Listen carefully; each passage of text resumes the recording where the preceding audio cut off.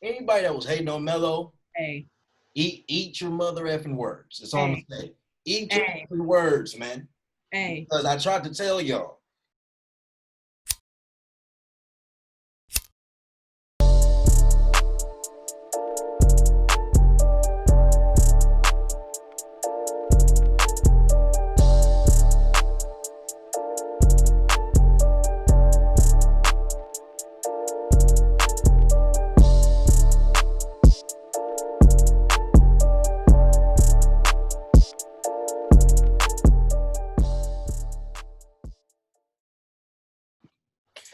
What's good, everybody? We are back for the second episode of the Wright Quallity. I'm not even going to hold you. We are both extremely excited to do this episode for y'all, man. It's a great time. The I'm itching. playoffs are here. Itching to do it. I'm itching to do it. Of course, I'm itching. The playoffs are here. They're here. We have them. We're about to experience the NBA playoffs. Did not think this would happen about 6 months ago. Who would have known? But yeah, we are here, man. And I don't know. I can't stress it enough. Not only am I excited to do this episode, but I'm just excited for the playoffs. You know, I will admit I was skeptical of the bubble. Skeptical. I think that's a light word too. Yeah. Light. Okay. Because I wasn't. You were Yes, anti-bubble. I was. You were anti. I was anti-bubble. I was okay. I was anti-bubble, but I will say the bubble did prove me wrong. And it's not that I really didn't have faith in the NBA. I just didn't trust the world. But as the bubble was going on and as you saw the precautions they were taking day in and day out, night in and night out, you know, they made me a fan. To know that throughout the, 3 weeks at this point, 3 to 4 weeks, they've been there, no positive cases. Yeah. Their protocol of when somebody leaves and comes back and having a quarantine, they got it. And I'm happy they got it because we got basketball back. And, you know, we told y'all before, this podcast is a Melo Stand account. And guess what? You see, I'm mad. I didn't have no Melo. I really wanted something. I don't have no Melo stuff. I was pissed because I wanted to wear it. I really did. I You don't know. know. You know. Everybody had a lot to say. It's cool. I'm gonna save it for later. Look, you know, everybody was talking. I'm gonna save it for later. Steve. People don't be watching ball like me and you do. That's what it is. That's all.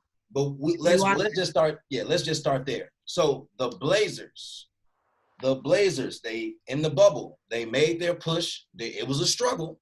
You know, it maybe shouldn't have been as difficult as it was for them. Some people would think, but they did it. They have made the playoffs. They are the 8th seed, and they will be facing the number 1 seeded Los Angeles Lakers. Now, more on the Blazers. Of course, you cannot talk about this Blazer team, and you cannot talk about their push for the playoffs without mentioning that man, Dame Mother effing Dollar. Hey, respect my mother effing name. I love it. I love it. I love it. This is what I will say about Dame personally. I've never been somebody that wrote Dame off. I've never been somebody that didn't acknowledge Dame's talent. This season, this bubble has made Dame one of my favorite point guards and players ever. Yep. Ever. And that's not even from a talent standpoint. That's more so a mentality standpoint. Yes. Like, people really, I watched the game against the Clippers where he missed the 2 free throws. Was I surprised? Yes. Did I expect the next 3 games to go how they went? Absolutely not. Yeah. I'm watching the game and I was shocked. I was like, damn, Dame really missed 2 free throws. But the comeback though? What that man did, what he did to them last 4 teams was criminal. Let's just be real. There's no reason. I mean, there's clearly reason, but like what he did to them teams, the way he willed the Blazers to some of those wins. Like you said, the mentality, the confidence. Like we saw him come across half court against the Nets and pull up like it was regular, like it was just real regular. Like this is every day. What? The Nets double teamed this man the minute he stepped across the half-court line. And he let it fly. If an NBA team has to double team you, once you step past it, that's Steph level. That is Steph level. Don't tell me nothing else. He's that dangerous. He's that dangerous. Dame, as I tweeted before, I don't know who all saw the tweet, but I said at first I thought T.J. Warren was going to be the runaway MVP of the bubble with the way he started. And not to diminish his play at all. We'll get to that a little bit later. Mm-hmm. But the MVP of the bubble to me was going to come down to Dame and D-Book. And it was going to come down to who made the playoffs. Because I truly, truly wished that that was the playing game. But we're going to get to that too. But Dame is my MVP because there's no way Portland is the 8th seed or even in a fight for the 8th seed without his play, especially those last 3 after the loss to the Clippers. When I saw what Nasir Little said that Dame told him, and like during the season, before the bubble and before coronavirus and all the breaks and stuff, Dame looked that man in his eye and said, "We making the playoffs." At that time, weren't the Blazers like 9 or 10? I mean, yeah, you might have been further back than that. Yeah, like the Blazers was sitting at like all the injuries that they had. CJ was injured. Melo was out for a little bit. Yusuf had just gotten back. Zach Collins was out, and you got that confidence without your core. Stop. Stop. Respect Dame. Respect him. Respect Dame. CJ currently is playing with a broken vertebrae. I don't want to hear nothing.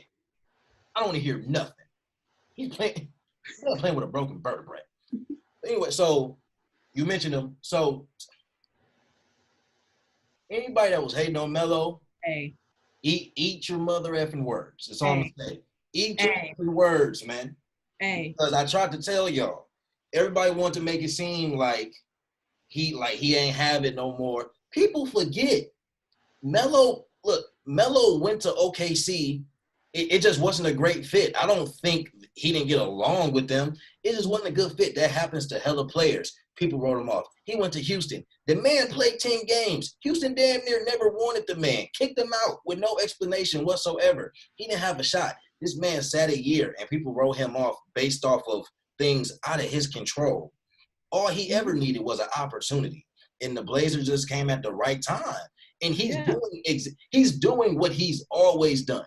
This is people forget though, like while he was with OKC, while he was with Houston, even in Houston, he had a 30-point game. You know what I mean? Like, come on now.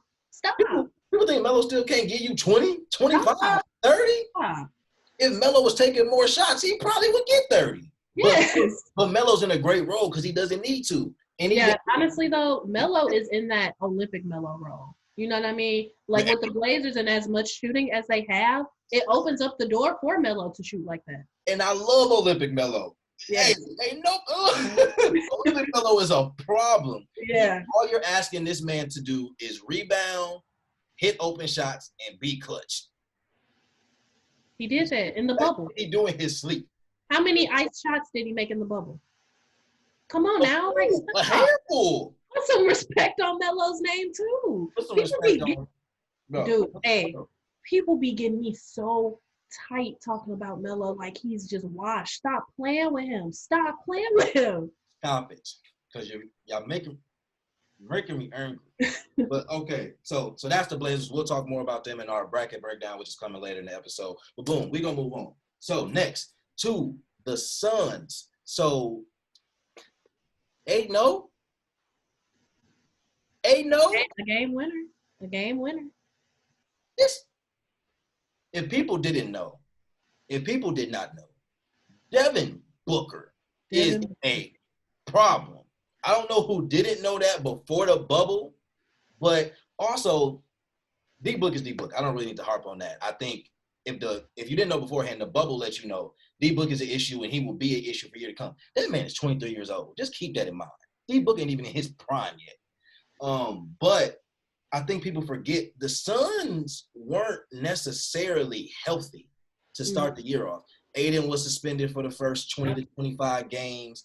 You know, they were still kind of finding out their rotation because Phoenix had some bright spots. You had D-Book, you had Rubio doing Rubio does. You had somebody like Kelly Oubre who was having a breakout season.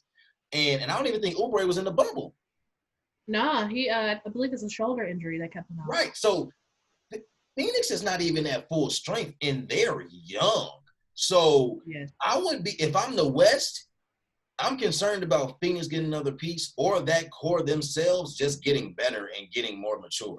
Phoenix is going to be a problem to deal with. I think everybody wants to see that playing game, the Suns and the Blazers, because I think both those teams deserve that game. And that's really sad for Memphis because I don't want to take anything away from Memphis. And I guess we can just, unless you had something else to say about D-Book and the Suns, I don't want to leave that. Honestly, though, I do feel like, to put it in terms for people who might have watched the Suns, I feel like the Suns are what we thought the Kings would be. With Fox, Harry Giles, you know what I mean? I think, and also Buddy Hield, you know what I mean? We put those expectations on the Kings, and then here comes the Suns.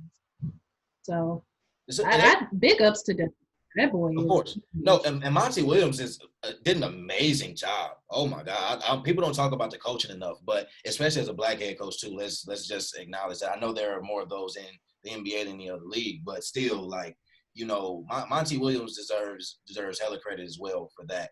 But yeah, now the Suns, y'all need to watch out and don't give that man D-Book any more help, or I'm telling you, Phoenix is gonna be a problem to deal with for some time.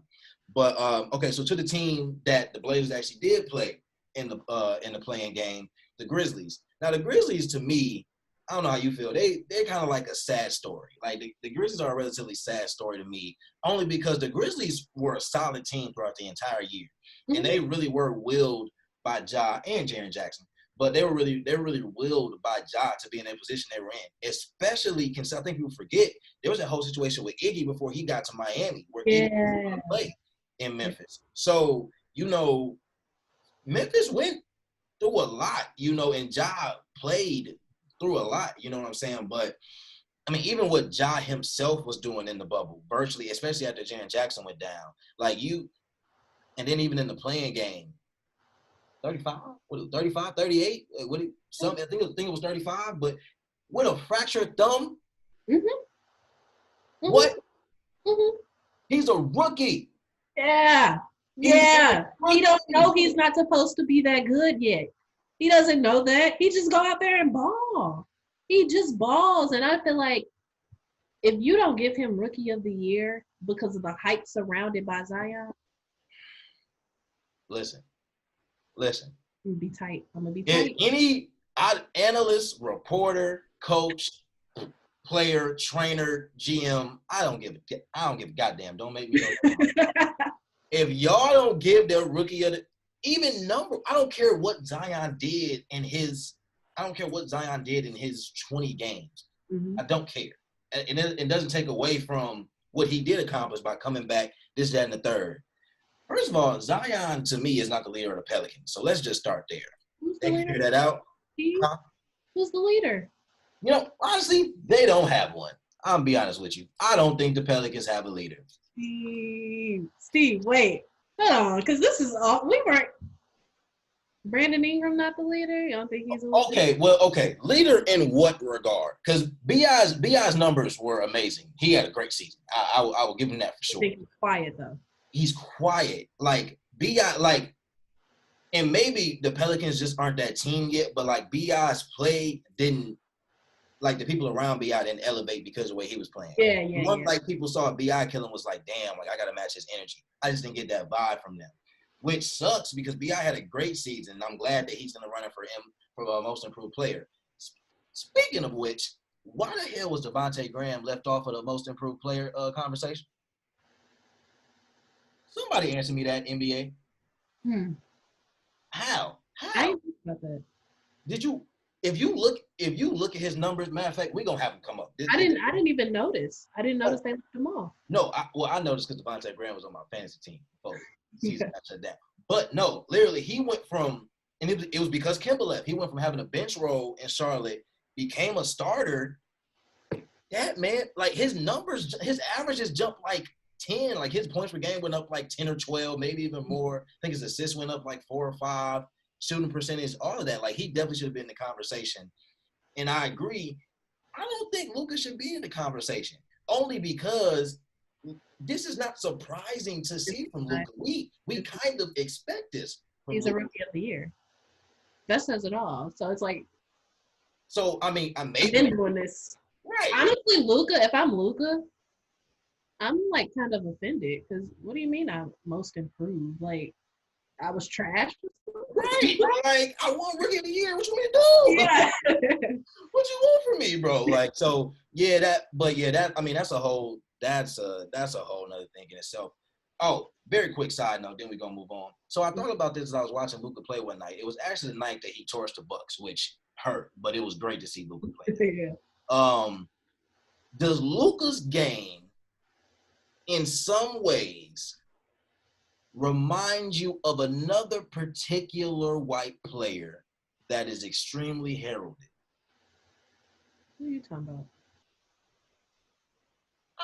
I might be talking about the legend. I might be talking about Larry Legend. What are you talking about? Think about it. Does Luka play similar or have some similarities to Larry Bird? Now I get that that's strong. I get that that's a strong thing to throw out there. But hear me out. His pace. Luka always plays at his pace, right? Luka always plays at his pace. Luka's extremely smart. And as a ball handler, as a player in general, he's a playmaker, just like Larry was. He's not the shooter that Larry was. Luka can shoot, don't get me wrong, but he's not Larry. Not a lot of people touching Larry. Luka's not Larry in the shooting department. However, you look at the way he passes. You look at the way he scores at his own pace. He's never rushed, even when people get physical with him. His game is his game, and it works. Like, his crossovers aren't fast, but they're very deceptive. Mm-hmm. There's a lot of similarities to me. There are a lot of similarities. Where you're getting that from? I know it's early. Luka has a lot more to go. Yeah. I'm just saying, I think the remnants are there. He probably got a little bit of like the crumbs in him, like a sprinkle or two. Do you think he will? Well, I won't say he would grow into it because I truly feel like Luka is always going to be his own player, have his own style, etc. Yeah. But I do feel like if you, the way Porzingis played in the bubble, is playing. They're not done. So the way Porzingis has been playing in the bubble so far has been great. It's the Porzingis of old, and Denver is a little bit more dangerous than Porzingis in New York. Yeah.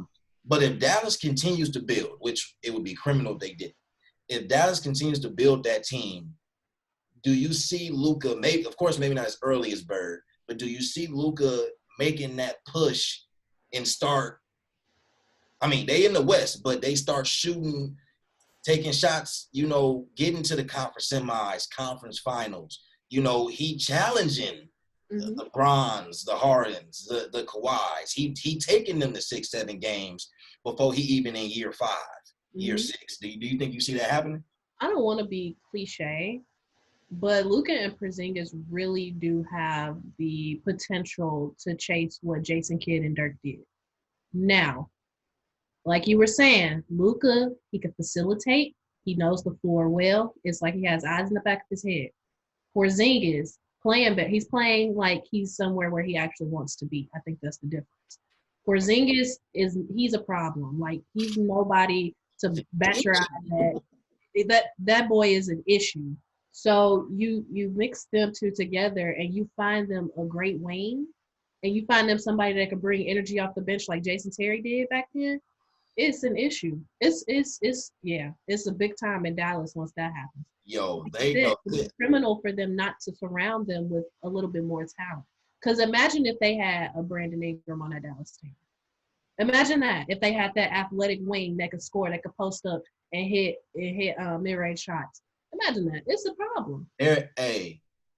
With BI on that, well, okay, I won't be quick to say that they would be a higher seed in the West. Only because I think if BI comes as a team, they still would have to prove themselves defensively.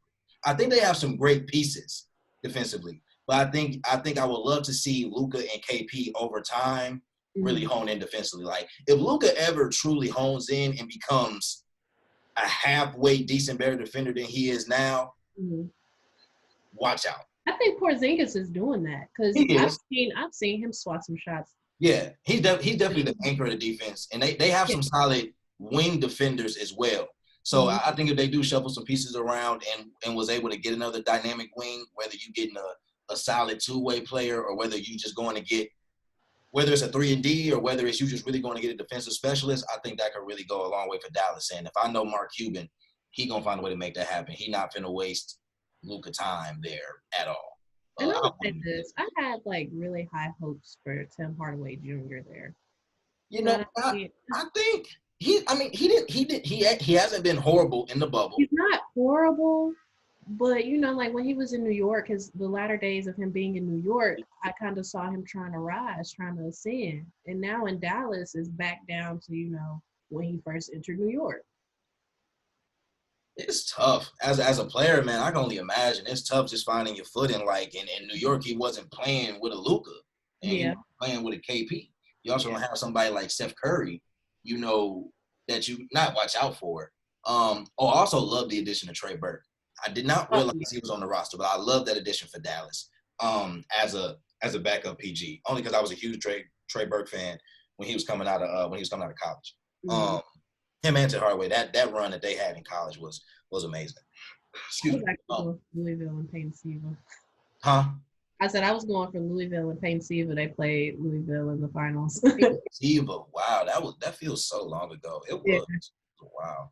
Yeah. I didn't even remember Peyton Siva. It's actually hilarious. Oh. Anyway, so okay, so that's that. Let's kind of jump to the East. Talk about another man out East. Now you talk about Giannis. TJ Warren. What the hell was that man doing in quarantine? I don't know. You know what? He found them shoes Bow Wow found it, like Mike. You know what? Even better. You know what he had on quarantine? What? WAP. TJ Warren was balling out in the bubble because he had some WAP. He got some WAP in quarantine. That's a look. You laughing? I kid you not. What? What? You know what? Worship and praise. Worship and praise. That too. All of it. Whatever acronym you want to use. But no, I mean this man had some WAP. Wow. Hey, it's a man thing. My bad. Nah, that's hilarious. Sometimes WAP helps. That's not the point. Anyway, but no, his number, like this. The funny thing is, I'm not so much surprised because during the season, TJ Warren had a couple of standout games. So I'm not surprised really, but it's still just kind of like, damn. I can't say I'm not surprised. I mean, I think more people were shocked. I wasn't shocked. I was a little surprised, but I wasn't completely blown out the water at it. It was just like, oh, for real? Like, that's how you coming? Nah, he got me. I was blown out the water, shocked, however else you want to put it. I did not TJ Warren. So what was so shocking about it, though, for you? Like, you don't see that coming from him.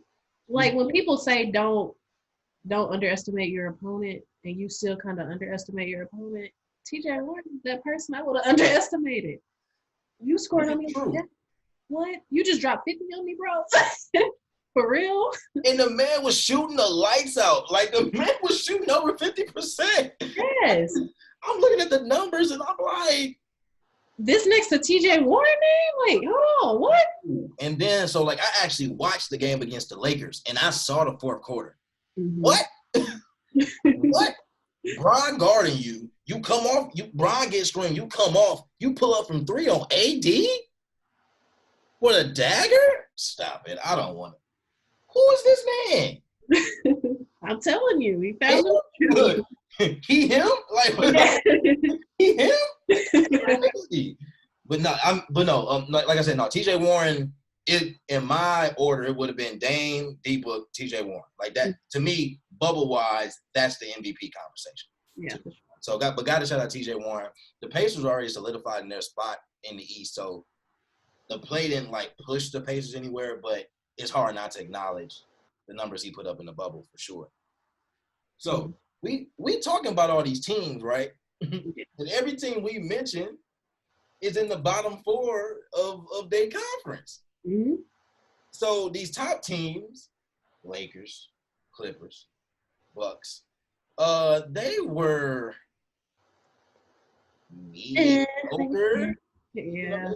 But I mean, me and you talked about it, like, I don't put a lot of stock in that. Like, it's the bubble, people trying to get healthy. Like the Lakers, they have 2 new additions to their roster. So they, they're trying to work that around. They don't have Avery Bradley. They don't have Rondo yet. I believe he's supposed to be coming.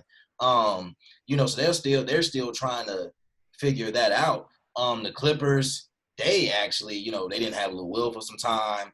Pat Bev said, I think the bottom, the last half of the bubble. Trez wasn't there the entire bubble, and really, I don't know, like, if they'll be back or if they're back for the playoffs or how that's looking. But, I mean, they were dealing with a lot, but, wanted to make sure they were healthy. I know the Bucks for sure.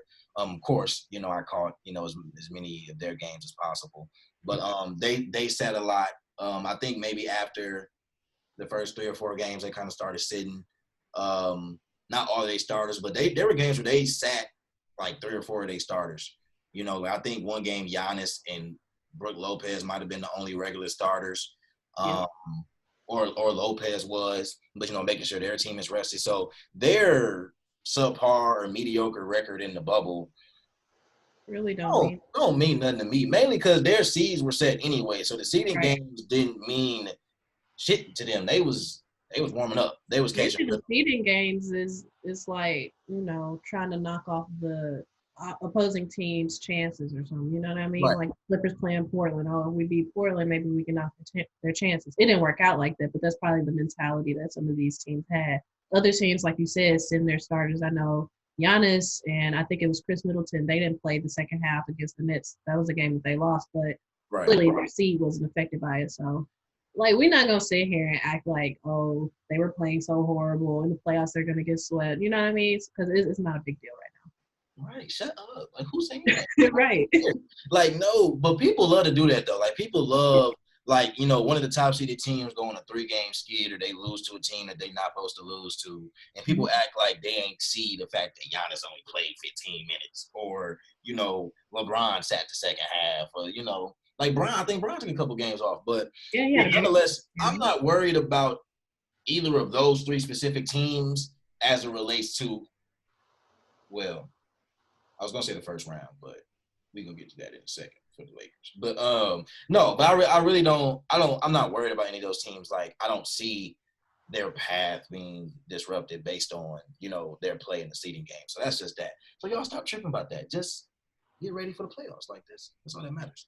Yeah, but that's it. That is bubble talk. That is playoff predictions. And, of course, at the end of every episode, we have to make it clear for y'all. We have to get a better understanding. We have to know why. Why did this happen? The moment of clarity. Mm-hmm. Now, you have a moment of clarity that you have prepared. Please give it to us and let us know. All right, Steve.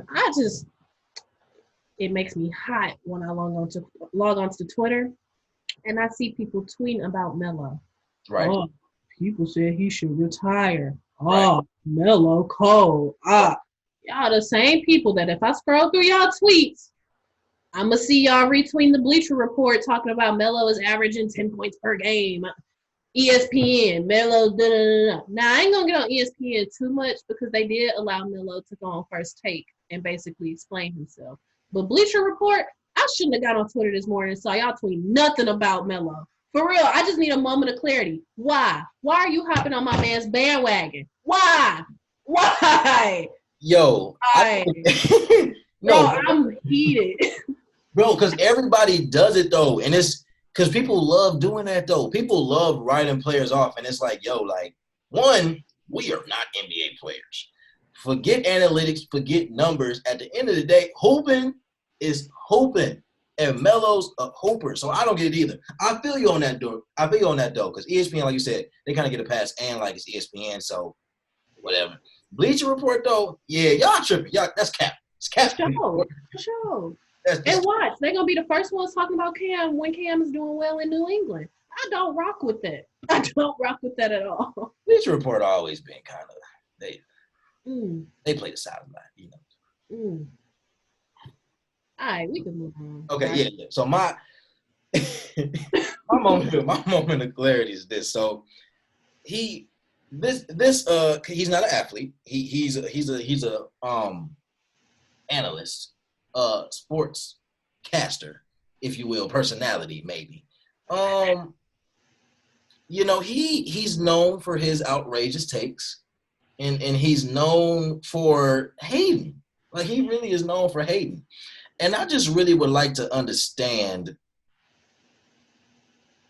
for Skip Bayless. I saw you tweet. Bro, no. Why? Okay, Skip. Why? What do you get? Like, there are sports analysts and sportscasters who will critique players, who will say they need to do A, B, and C, who will make their points and it be based in true fact, right? Skip.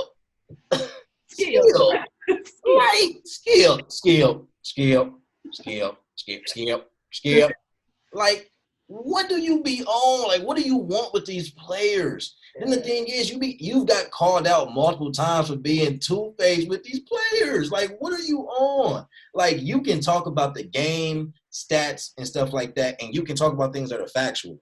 But when you start saying stuff like, Dame's not a superstar, on what merit does that come from? Like, what do you mean? Like, what are you talking about? Then even for your tweets to be contradictory, like, bro, that's why I had to tell him to shut up. Because I'm like, bro, shut up. Like, shut up, bro. It's stop it. Stop. Let it go. Let it go. Let it go. Because you're pissing me off. And you straight told Skip to shut up. No, because Ashley, he irks, fam. Like, I can't watch Undisputed. I really only watch First Take for Stephen A. Because his points be off. They be off, bro. They're horrible. They're trash. But man, well, that was a lot. As you can see, I'm out of breath because I was excited to talk about all this stuff. I actually kept her composure way better than me. But anyway, again, Melo stand account. So I gotta say, other than that, do you have any parting words for the people before we depart and go watch these games later tonight? Nah, for sure, definitely comment whatever you feel like we should talk about. Let us know your thoughts on these various topics. We love engagement. Also, if you're watching, you can also listen on SoundCloud. We're trying to get Apple Music together, Spotify, and if you're listening, watch on YouTube. Of course, as always. But man, dog, we were so excited. We couldn't wait to bring you this episode, and we can't wait to bring y'all more episodes. And again, like Ashley said, please engage. Like, we're outgoing people. We love, as you can see, we love talking shit. You know, we love just having debates with people that know what they're talking about. So come correct. But nonetheless, until the next episode, until next time, peace.